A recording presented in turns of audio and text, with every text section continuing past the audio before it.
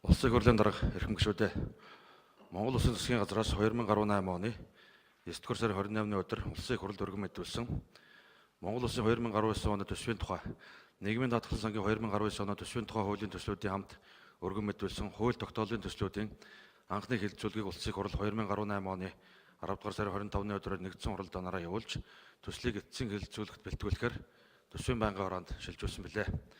Төсвийн байнгын хороо хууль тогтоолын төслүүдийг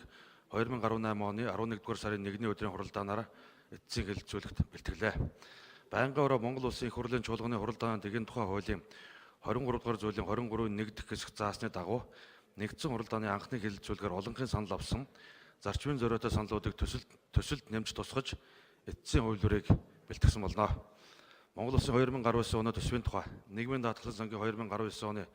төсвийн тухай хуулийн төслүүдийн хамт өргөн мэдүүлсэн хууль тогтоолын төслүүдийг нэгдсэн хуралдаанд танилцуулж батлуулах саналыг байнгын хорооны хуралдаанд оролцсон гишүүдийн олонх дэмжсэн бөгөөд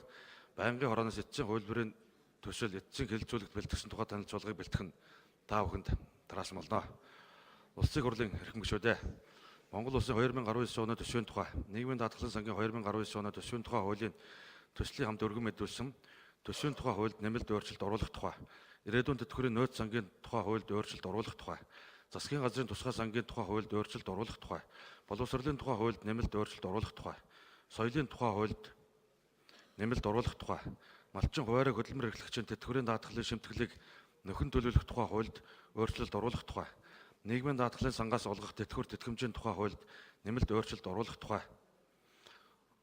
хуульд өөрчлөлт оруулах тухай хуулийн төслүүд болно. Монгол Улсын 2017 оны төсвийн тухай хуульд нэмэлт өөрчлөлт оруулах тухай хууль баталсантай холбогдуулна. Авах арга хэмжээний тухай Монгол Улсын их хурлын тогтоолын зарим дэд заалт хүчингүй болсонд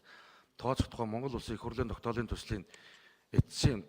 хувилбарын төсөл эцсийн хэлэлцүүлэгт бэлтгэсэн тухай төсвийн байнгын хорооны танилцуулгыг хэлэлцэн шийдвэрлэж хууль тогтоолын төслүүдийг баталж өгөхийг та бүхнээс хүсье. Анхаарал тавьсанд баярлалаа. Жожсрон гишүүнд баярлалаа.